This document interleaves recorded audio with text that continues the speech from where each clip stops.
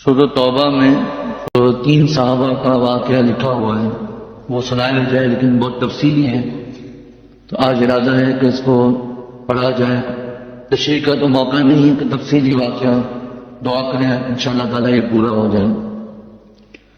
ارشاد فرمایا کہ خدا کے عاشقوں کا مقام جو قرآن پاک نے بیان کیا ہے، جن کے دل زندہ ہیں خدا کی نافرمانی سے ان کے دل پر کیا گزرتی ہے، یعنی جب اللہ تعالیٰ کی نافرمانی ہو جائے تو جن کے دل آواز ہوں تو ان کے دل پر کیا گزرتی ہے۔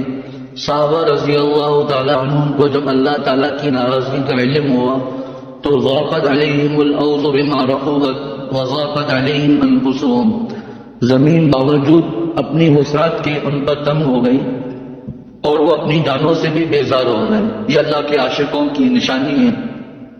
مقبولین کے احوال میں قرآن پاک اعلان کر رہا ہے کہ وہ گناہ پر قائم نہیں رہتے۔ آج تسبیح ہاتھ میں ہے لیکن بدنگاہی نہیں چھوڑتے۔ چھوٹے سے چھوٹا گناہ بھی مسلسل کرنے سے کبیرہ بن جاتا ہے۔ چھوٹے سے چھوٹا گناہ اگر بار بار کریں گے، اس پر اصرار کریں گے تو وہ کبیرہ بن جاتا ہے۔ بربنائے بشریت تو بڑے سے بڑے ولی اللہ سے بھی گناہ ہو سکتا ہے، لیکن اللہ تعالیٰ فرماتے ہیں ثم تاب علیہم لیتوبوا۔ علامہ آلوسی رحمۃ اللہ علیہ اس آیت کی تفسیر میں لکھتے ہیں کہ اللہ ان پر مہربانی کرتا ہے۔ کس طرح مہربانی کرتا ہے؟ تفصیلی جملہ ہے روح المانی کا، اے وفقہم للتوبہ، اللہ ان کو توبہ کی توفیق دے دیتا ہے تاکہ وہ توبہ کر لیں۔ معلوم ہوا توبہ آسمان سے نصیب ہوتی ہے۔ جس کو گناہ کے بعد توبہ نصیب نہ ہو تو سمجھ لو کہ آسمان سے اس کا کٹ آؤٹ کٹا ہوا ہے، گناہ ہو گیا، اب توبہ کی توبہ ہی نہیں کر رہا۔ ضاقت علیہم الارض سورۃ توبہ کی آیت نمبر 118۔ 3 صحابہ رضی اللہ تعالیٰ عنہ کے بارے میں نازل ہوئی جو غزوہ تبوک میں شریک ہونے سے پیچھے رہے تھے۔ ان 3 صحابہ کے اس واقعے میں عاشقوں کے لیے بڑے سبق کی بات ہے۔ وعلی صلی قرآن پاک کی آیت جو پڑھی ہے اور آیت کا ترجمہ ہے، اور 3 شخصوں پر جن کو پیچھے رکھا تھا، یہاں تک کہ جب تنگ ہو گئی ان پر زمین باوجود کشادہ ہونے کے، اور تنگ ہو گئی ان پر ان کی جانیں، اور سمجھ گئے کہ کہیں پناہ نہیں اللہ سے مگر اسی کی طرف، پھر مہربان ہوا ان پر تاکہ وہ پھر آئیں۔ بے شک اللہ ہی ہے مہربان رحم والا۔ جب ان 3 صحابہ کو معلوم ہوا کہ اللہ اور رسول ان سے ناراض ہیں، تفصیل واقعہ کے آ رہے، اور حضور صلی اللہ علیہ وسلم نے اور دوسرے صحابہ نے 50 دن تک ان سے بولنا چھوڑ دیا، تو ان پر کیا گزری؟ ان کے غم کو اللہ تعالیٰ قرآن پاک میں نازل فرما رہے ہیں۔ اگر یہ خود بیان کرتے تو اہل دنیا یقین نہ کرتے، لیکن اللہ تعالیٰ نے اپنے عاشقوں کی بلندی شان دکھانے کے لیے قرآن پاک میں ان کے غم کی گواہی دی اور ان کے اس غم کو قرآن کا جز بنا دیا کہ زمین باوجود اپنی وسعت کے ان پر تنگ ہو گئی اور وہ اپنی جانوں سے بیزار ہو گئے۔ مومن کی یہی شان ہونی چاہیے، جب کوئی گناہ ہو جائے، کوئی بدنظری ہو جائے تو پوری دنیا ان کو تنگ معلوم ہو، اپنی جان سے بیزار ہو جائے۔ اللہ تعالیٰ ہم سب کی بھی ایسی ہی کیفیت بنا دے، بلکہ اس کا ذرہ بھی مل جائے جو صحابہ کی جو کیفیت تھی وہ کیسے حاصل ہو سکتی ہے، اس کی نقل ہی ہو جائے۔ محبت تو اے دل بڑی چیز ہے، محبت تو اے دل بڑی چیز ہے، یہ کیا کم ہے کہ اس کی حسرت بھی ملے۔ تو فرمایا کہ جس کو یہ بات حاصل نہیں تو سمجھ لو کہ اس کی نسبت میں اللہ کا چراغ انتہائی ضعیف ہے۔ اس کو بہت اللہ سے رونا چاہیے اور اللہ سے تعلق کو قوی کرنے والے اسباب اختیار کرنے چاہیے۔ جو کوشش کرتا ہے پا جاتا ہے، اللہ کے راستے میں ناکامی نہیں ہے۔ حضرت عیسیٰ رحمۃ اللہ علیہ لکھتے ہیں، آگے کا تفصیلی واقعہ تفسیر معرفت القرآن سے لکھا گیا ہے جامع۔ اب معرفت القرآن ہم علامت ربانی سے پڑھ رہے ہیں لیکن معرفت القرآن سے لکھا گیا ہے۔ یہ 3 حضرات حضرت کعب بن مالک رضی اللہ تعالیٰ عنہ، مولانا بن ربیع رضی اللہ تعالیٰ عنہ اور ہلال بن امیہ رضی اللہ تعالیٰ عنہ، تینوں انصاری تھے، یعنی ہجرت کر کے نہیں آئے تھے، مدینہ شریف کے ہی تھے۔ تینوں انصاری تھے جو اس سے پہلے بیعت عقبہ اور حضور صلی اللہ علیہ وسلم کے ساتھ دوسرے غزوات میں شریک رہ چکے تھے، مگر اس وقت اتفاقی طور سے اس لغزش میں مبتلا ہو گئے، اور منافقین جو اس جہاد میں اپنے نفاق کی وجہ سے شریک نہیں ہوئے تھے، انہوں نے بھی ان کو ایسے ہی مشورے دیے جس سے ان کی ہمت ٹوٹ گئی۔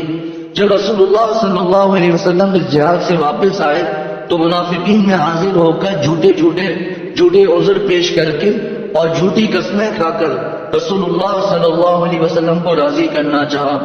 یہ واقعہ اور اس کے بعد سورۃ التوبہ کا جو 10ویں سپارے کا آخری اور 11ویں سپارے میں جو اللہ تعالیٰ نے اس مضمون کو بیان کیا ہے وہ مزہ ہی اپنا ہے قرآن پاک کے الفاظ میں. جھوٹی قسمیں کھا کر منافقوں نے رسول اللہ صلی اللہ علیہ وسلم کو راضی کرنا چاہا. منافقین نے حضرت صلی اللہ علیہ وسلم نے ان کی باطنی حالت کو اللہ کے سپرد کیا اور ظاہری قسموں کو قبول کر لیا. یہ لوگ آرام سے رہنے لگے.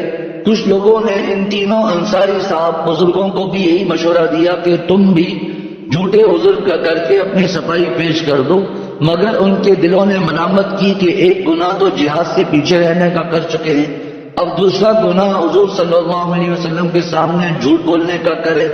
اس لیے صاف اپنے قصور کا اعتراف کر لیا. دیکھیں اس میں ایک بات نصیحت کی ہے. اصولاً تو اس کو کم از کم 3-4 دنوں میں بیان کرنا چاہیے کہ تاکہ ایک بات جو نصیحت کی ہے وہ بیان ہو. لیکن ظاہر سی بات ہے تفصیلی واقعہ تو اس کا پورا ایک ساتھ پڑھنے میں ہی مزہ آتا ہے. اب لذت اعتراف قصور جو حضرت فرماتے ہیں غلطی ہو گئی فوراً غلطی مان لو جیسے انہوں نے کیا. منافقین کا کیا ہے؟ آپ صلی اللہ علیہ وسلم سے راضی ہو گئے ظاہری طور پر، یا تذیرون الیکم اذا رجعتم الیہ قرآن پاک میں موجود ہے. اور ان لوگوں سے کیا ہوا؟ وقتی طور پر 50 دن کا تو مقاطع ہوا، بائیکاٹ ہوا، لیکن عزت کیا ملی؟ قرآن پاک میں ان کا تذکرہ آ گیا. فرمایا کہ اب دوسرا گناہ، ایک تو جہاد نہیں کیا، اب دوسرا گناہ حضور صلی اللہ علیہ وسلم کے سامنے جھوٹ بولنے کا کریں. اس سے صاف اپنے قصور کا اعتراف کر لیا، جس کی سزا میں ان سے سلام و کلام بند کرنے کا حکم جاری کیا گیا. جھوٹ بولنے کا فائدہ کیا ہوتا ہے؟ تھوڑی دیر کا فائدہ ہے، اور جھوٹ کے لیے ہزاروں جھوٹ بولنے پڑتے ہیں. سچ بولنے کا ایک ظاہری نقصان ہوتا ہے، ظاہری نقصان، وقتی طور پر پریشانی آئی، بعد میں اس کو اور جھوٹ نہیں بولنے پڑیں گے. اور جو ایک جگہ کے طالب علم کا واقعہ حضرت والد صاحب کے پاس آیا، جھوٹ پر جھوٹ بول رہے ہیں، آخر میں بات کھل گئی تو حضرت والد صاحب نے میرے حوالے کیا. میں نے ان سے کہا کہ بیٹا دیکھو، آپ نے اس ایک بات کو بچانے کے لیے کتنے جھوٹ آخر بولے، کون آپ پر اعتماد کرے گا؟ پہلی دفعہ میں سچ بولتے تھے، جس کی سزا میں یعنی سچ بولنے کی سزا میں ان سے سلام و کلام بند کرنے کا حکم جاری کیا گیا. انجام یہ ہوا کہ اللہ تعالیٰ نے قرآن میں ان سب کی حقیقت کھول دی. جھوٹی قسمیں کھا کر عذر کرنے والوں کا پردہ فاش کر دیا، اور ان 3 بزرگوں نے جو سچ بولا اور اعتراف قصور کیا ان کی توبہ اس آیت میں نازل ہوئی، اور 50 دن حضور صلی اللہ علیہ وسلم کے اعراض اور صحابہ کرام رضی اللہ تعالیٰ عنہ کے مقاطعات سلام و کلام کی انتہائی سخت مصیبت جھیلنے کے بعد بڑی سرخروئی اور مبارک باتوں کے ساتھ رسول اللہ صلی اللہ علیہ وسلم اور سب مسلمانوں میں مقبول ہوئے. ان تینوں صحابہ کرام رضی اللہ تعالیٰ عنہ کا واقعے کی تفصیل احادیث صحیحہ سے یہ ہے. اب غالباً بخاری شریف کی روایت شروع ہو رہی ہے. ان 3 بزرگوں میں سے ایک کعب بن مالک تھے. انہوں نے اپنے واقعے کی تفصیل اس طرح بتلائی ہے کہ رسول اللہ صلی اللہ علیہ وسلم نے جتنے غزوات میں شرکت کی، میں ان سب میں بجز غزوہ تبوک کے آپ صلی اللہ علیہ وسلم کے ساتھ شریک رہا. یہ غزوہ تبوک جس کا تذکرہ، البتہ غزوہ بدر کا واقعہ چونکہ اچانک پیش آیا اور رسول اللہ صلی اللہ علیہ وسلم نے سب کو اس میں شریک ہونے کا حکم بھی نہیں دیا تھا، اور شریک نہ ہونے والوں پر کوئی عتاب بھی نہیں فرمایا تھا. اس میں بھی شریک نہ ہو سکا تھا، اور میں لیلۃ العقبہ کی بیعت میں بھی حاضر تھا، جس میں ہم نے اسلام کی حمایت و حفاظت کا معاہدہ کیا تھا. یہ ایک الگ تفصیل، مزیدار تفصیل ہے، اس سے بھی موقع نہیں. اور مجھے یہ بیعت عقبہ کی حاضری غزوہ بدر کی حاضری سے بھی زیادہ محبوب ہے، اگرچہ غزوہ بدر لوگوں میں زیادہ مشہور ہے. میرا واقعہ غزوہ تبوک میں غیر حاضری کا ہی ہے کہ میں کسی وقت بھی اس وقت سے زیادہ خوشحال اور مالدار نہ تھا. بخدا میرے پاس کبھی اس سے پہلے 2 سواریاں جمع نہیں ہوئی تھی جو اس وقت موجود تھی. آپ صلی اللہ علیہ وسلم نے سخت گرمی اور تنگ دستی کی حالت میں اس جہاد کا قصد فرمایا، اور سفر بھی بڑی دور کا تھا. مقابلے پر دشمن کی قوت اور تعداد بہت زیادہ تھی. اس لیے رسول اللہ صلی اللہ علیہ وسلم نے اس جہاد کا کھل کر اعلان کر دیا تاکہ مسلمان اس کے لیے پوری تیاری کر سکیں. اس غزوے میں شریک ہونے والوں کی تعداد مسلم شریف کی روایت کے مطابق 10,000 سے زائد اور ایک روایت کے مطابق 30,000 سے زائد تھی۔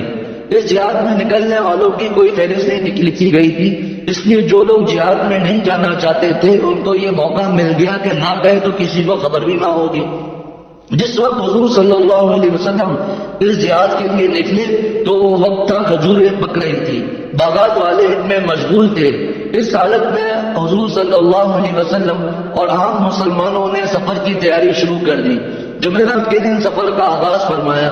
میرا حال یہ تھا کہ میں روز صبح کو ارادہ کرتا کہ جہاد کی تیاری کروں، مگر بغیر کسی تیاری کے واپس آ جاتا۔ میں دل میں کہتا تھا کہ میں جہاد پر قادر ہوں، مجھے نکلنا چاہیے، مگر یوں ہی آج کل میں میرا ارادہ ٹلتا رہا، یہاں تک کہ حضور صلی اللہ علیہ وسلم اور عام مسلمان جہاد کے لیے روانہ ہو گئے۔ پھر بھی میرے دل میں یہ آتا رہا کہ میں روانہ ہو جاؤں اور کہیں راستے میں مل جاؤں، اور کاش کہ میں ایسا کر لیتا، مگر یہ کام افسوس ہے کہ نہ ہو سکا۔ حضور صلی اللہ علیہ وسلم تشریف لے جانے کے بعد جب میں مدینے میں کہیں جاتا تو یہ بات مجھے بہت غمگین کرتی تھی کہ اس وقت پورے مدینے میں یا تو وہ لوگ نظر آتے تھے جو نفاق میں ڈوبے ہوئے تھے، یا پھر ایسے بیمار جو قطعاً سفر کے قابل نہ تھے۔ اسی طرح پورے راستے میں رسول اللہ صلی اللہ علیہ وسلم کو میرا خیال کہیں نہیں آیا، یہاں تک کہ آپ تبوک پہنچ گئے۔ اس وقت آپ نے ایک مجلس میں ذکر فرمایا کعب بن مالک کو کیا ہوا، وہ کہاں ہیں؟ بنو سلمہ کے لوگوں میں سے ایک شخص نے کہا یا رسول اللہ صلی اللہ علیہ وسلم، ان کو جہاد سے ان کے عمدہ لباس اور اس پر نظر کرتے رہنے میں روکا ہے۔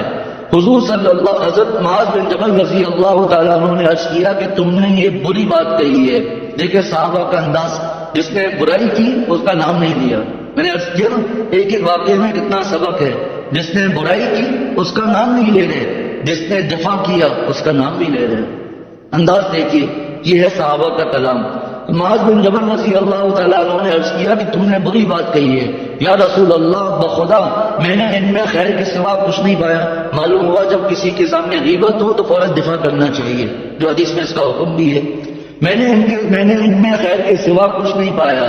یہ سن کر حضور صلی اللہ علیہ وسلم خاموش ہو گئے۔ حضرت کعب رضی اللہ تعالیٰ عنہ فرماتے جب مجھے یہ خبر ملی کہ حضور صلی اللہ علیہ وسلم واپس تشریف لا رہے ہیں تو مجھے بڑی فکر ہوئی اور قریب تھا کہ میں اپنی غیر حاضری کا کوئی عذر گھبرا کر تیار کر لیتا اور ایسی باتیں پیش کر دیتا جس کے ذریعے میں رسول اللہ صلی اللہ علیہ وسلم کی ناراضگی سے نکل جاتا۔ حضرت میرے دل میں یہ خیالات اور وساوس گھومتے رہے، یہاں تک کہ جب یہ خبر ملی کہ حضور صلی اللہ علیہ وسلم تشریف لے آئے ہیں تو خیالات فاسدہ میرے دل سے مٹ گئے اور میں نے سمجھ لیا کہ میں آپ صلی اللہ علیہ وسلم کی ناراضی سے کسی ایسی بنیاد پر نہیں نکل سکتا جس میں جھوٹ ہو۔ اس لیے میں نے سچ بولنے کا عزم ظاہر کر لیا کہ مجھے صرف سچ ہی نجات دے سکتا ہے۔ الصدق کو ینجی، سچائی کیا ہے؟ نجات دے گی۔ رسول اللہ صلی اللہ علیہ وسلم واپس تشریف لائے تو حسب عادت چاش کے وقت یعنی صبح کو آفتاب کچھ بلند ہونے کے وقت مدینے میں داخل ہوئے، اور عادت شریفہ یہی تھی کہ سفر سے واپسی کا عموماً یہی وقت ہوتا تھا، اور عادت یہ تھی کہ پہلے مسجد میں تشریف لے جاتے، 2 رکعتیں پڑھتے، پھر حضرت فاطمہ رضی اللہ تعالیٰ عنہ کے پاس جاتے، اس کے بعد ازواج مطہرات رضی اللہ تعالیٰ عنہ سے ملتے تھے۔ اسی عادت کے مطابق آپ اول مسجد میں تشریف لے گئے، 2 رکعت ادا کی، پھر مسجد میں بیٹھ گئے۔ جب لوگوں نے یہ دیکھا تو غزوہ تبوک میں نہ جانے والے منافقین جن کی تعداد 80 سے کچھ اوپر تھی، خدمت میں حاضر ہو کر جھوٹے عذر پیش کر کے اس پر جھوٹی قسمیں کھانے لگے۔ رسول اللہ صلی اللہ علیہ وسلم نے ان کے ظاہری قول و قرار و قسموں کو قبول کر لیا اور ان کے باطنی حالات کو اللہ کے سپرد کر دیا۔ اسی حال میں بھی حاضر خدمت ہوا اور چلتے چلتے سامنے جا کر بیٹھ گیا۔ جب میں نے سلام کیا تو رسول اللہ صلی اللہ علیہ وسلم نے ایسا تبسم فرمایا جیسے ناراض آدمی کیا کرتا ہے۔ کوئی آدمی ناراض ہوتا ہے تو مسکراتے ہیں نا۔ بعض روایت میں آتا ہے کہ آپ صلی اللہ علیہ وسلم نے اپنا رخ پھیر لیا تو میں نے عرض کیا کہ اے اللہ کے رسول صلی اللہ علیہ وسلم، آپ مجھ سے چہرہ مبارک کیوں پھیرتے ہیں؟ خدا کی قسم میں نے نفاق نہیں کیا، نہ دین کے معاملے میں کسی شک و شبہ میں مبتلا ہوا، نہ اس میں کوئی تبدیلی تھی۔ آپ صلی اللہ علیہ وسلم نے فرمایا پھر جہاد میں کیوں نہیں گئے؟ کیا تم نے سواری نہیں خریدنی تھی؟ میں نے عرض کیا بے شک یا رسول اللہ، اگر میں آپ کے سوا دنیا کے کسی دوسرے آدمی کے سامنے بیٹھتا تو مجھے یقین ہے میں کوئی عذر گھڑ کر اس کی ناراضی سے بچ جاتا، کیونکہ مجھے بات بنانے میں مہارت حاصل ہے۔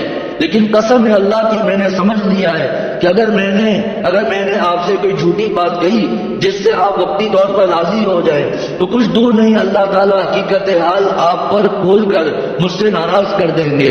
اور اگر میں نے سچی بات بتا دی جس سے بالفعل آپ مجھ پر ناراض بھی ہوں، یعنی حقیقت ناراض بھی ہوں، تو مجھے امید ہے اللہ مجھے معاف فرما دیں گے. صحیح بات یہ ہے کہ جہاد سے غائب رہنے میں میرا کوئی عذر نہیں تھا. میں کسی وقت بھی مالی اور جسمانی طور پر اتنا قوی اور پیسے والا نہیں تھا جتنا اس وقت تھا. رسول اللہ صلی اللہ علیہ وسلم نے فرمایا اس شخص نے سچ بولا ہے. فرمایا اچھا جاؤ یہاں تک کہ اللہ تمہارے متعلق کوئی فیصلہ فرما دے. میں یہاں سے اٹھ کر چلا تو بنی سلمہ کے چند آدمی میرے پیچھے لگے اور کہنے لگے کہ اس سے پہلے تو ہمارے علم میں تم نے کوئی گناہ نہیں کیا، یہ تم نے کیا بیوقوفی کی. اس کو کوئی عذر پیش کر دیتے جیسا دوسرے رہ جانے والوں نے پیش کیا. تمہارے گناہ کی معافی کے لیے رسول اللہ صلی اللہ علیہ وسلم استغفار کرنا کافی ہو جاتا.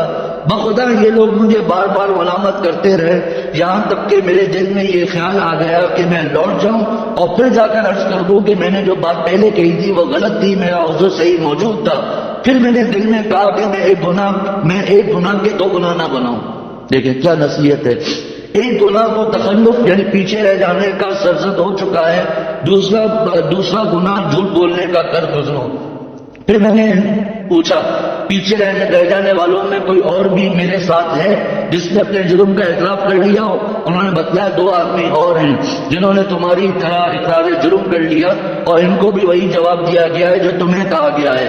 اللہ کے فیصلے کا انتظار کرو. میں نے پوچھا وہ کون دو ہیں؟ انہوں نے بتلایا کہ مرارہ بن نبی دوسرے ہلال بن امیہ.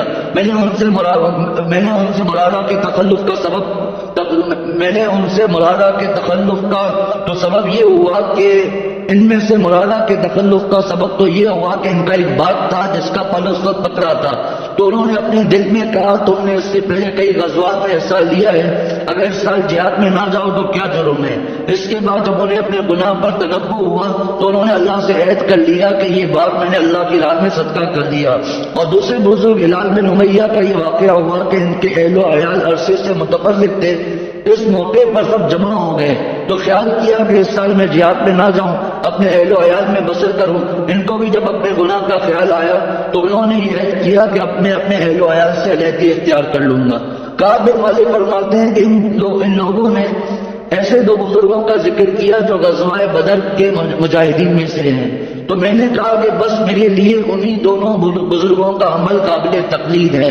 یہ کہہ کر میں اپنے گھر چلا گیا. یعنی وہ صحابی ہے، منافق نہیں ہے. ادھر رسول اللہ صلی اللہ علیہ وسلم نے صحابہ کرام رضی اللہ تعالیٰ عنہ کو امتیوں کے ساتھ سلام و کلام کرنے سے منع فرما دیا. اب ہمارا یہ حال ہو گیا کہ ہم لوگوں کے پاس جاتے تو کوئی ہم سے کلام نہ کرتا، نہ سلام کرتا، نہ سلام کا جواب دیتا. اس وقت ہماری دنیا بالکل بدل گئی. ایسا میں معلوم ہونے لگا کہ نہ وہ لوگ ہیں جو پہلے تھے، نہ ہمارے باغ و مکان ہیں جو ہم سے پہلے تھے. سب اجنبی نظر آنے لگے. بھائی سب نصیحتیں میں اندازہ ہو رہا ہوگا کیسی اس میں نصیحتیں آ رہی ہیں کہ جب گناہ ہو جائے تو یہی کیفیت ہونی چاہیے.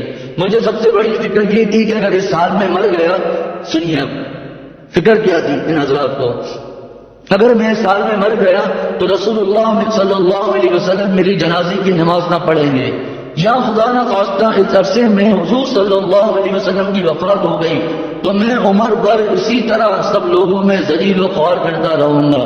اس کی وجہ سے میرے لیے ساری زمین بیگانہ و ویرانہ نظر آنے لگی. اسی حال میں ہم پر 50 راتیں گزر گئی. اس زمانے میں میرے دونوں ساتھی مرارہ اور ہلال تو شکستہ دل ہو کر گھر میں بیٹھے رہے اور رات دن روتے تھے. لیکن میں جوان آدمی تھا، باہر نکلتا اور چلتا پھرتا تھا اور نماز میں سب مسلمانوں کے ساتھ شریک ہوتا تھا. بازاروں میں پھرتا تھا، مگر نہ کوئی مجھ سے کلام کرتا نہ میرے سلام کا جواب دیتا. رسول اللہ صلی اللہ علیہ وسلم کی مجلس میں نماز کے بعد حاضر ہوتا اور سلام کرتا تو یہ دیکھا کرتا تھا کہ رسول اللہ صلی اللہ علیہ وسلم کے لب مبارک کو جواب سلام کے لیے حرکت ہو رہی ہے نہیں.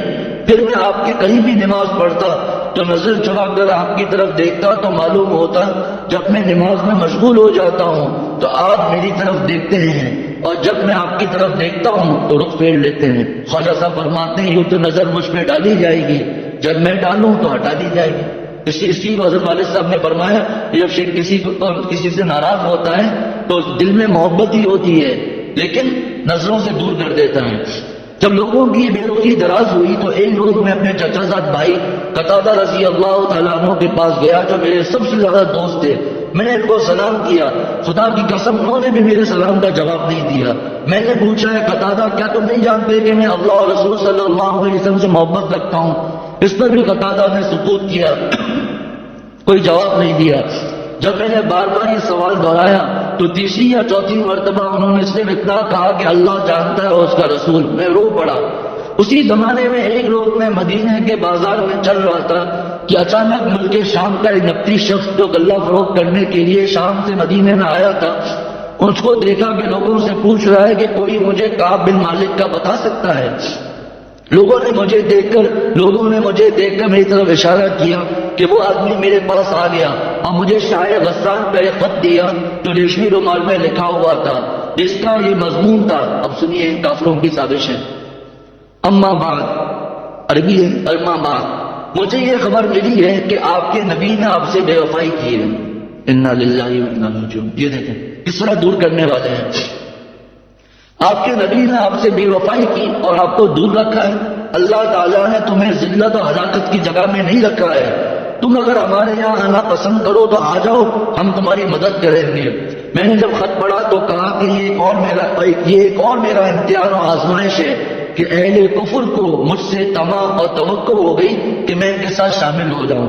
میں ایک خط لے کر آگے بڑھا اور ایک دکان میں تنور لگا ہوا تھا، اس میں جھونک دیا، بھیج دیا۔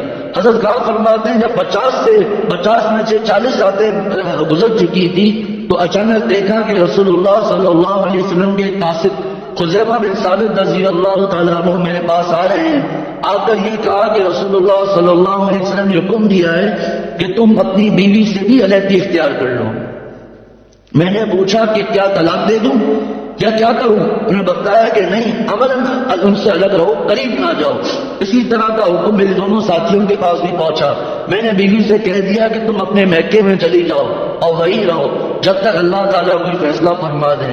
ہلال بن امیہ کی اہلیہ خولہ بنت عاصم یہ حکم سن کر رسول اللہ صلی اللہ علیہ وسلم کی خدمت میں حاضر ہوئی اور عرض کیا کہ ہلال بن امیہ بوڑھے ضعیف آدمی ہیں، کوئی ان کا خادم نہیں، وہ ضعیف البصر یعنی آنکھیں بھی کمزور ہیں، کیا آپ کی پسند نہیں فرمائیں گے کہ میں ان کی خدمت کرتی رہوں؟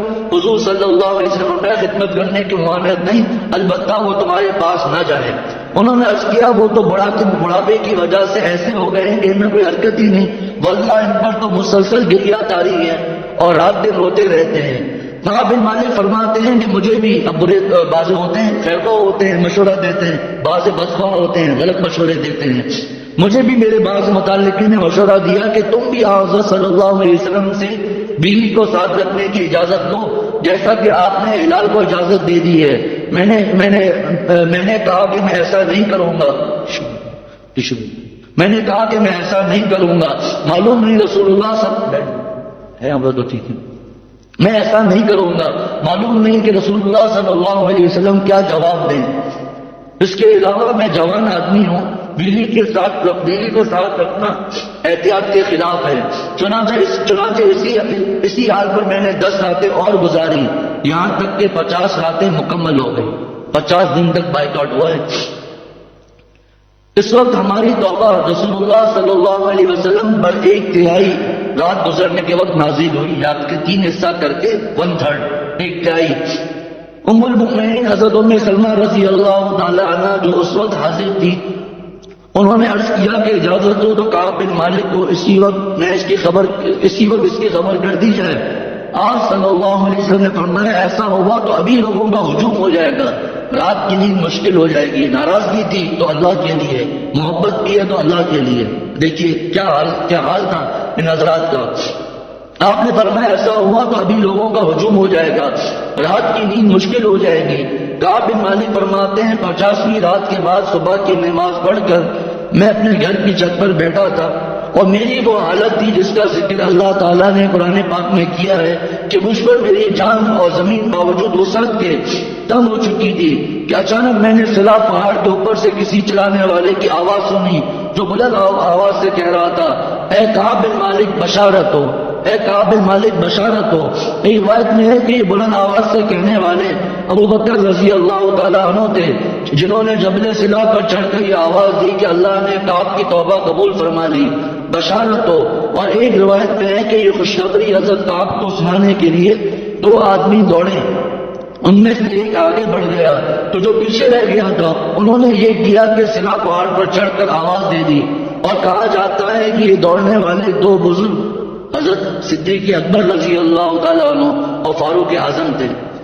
دیکھیں ہر بات میں ایک دوسرے سے آگے بڑھنے کی فکر، نیکیوں میں آگے بڑھنے کی فکر، اور ہمارا حال کیا ہے، گناہوں میں ایک دوسرے سے آگے بڑھنے کی فکر ہوتی ہے.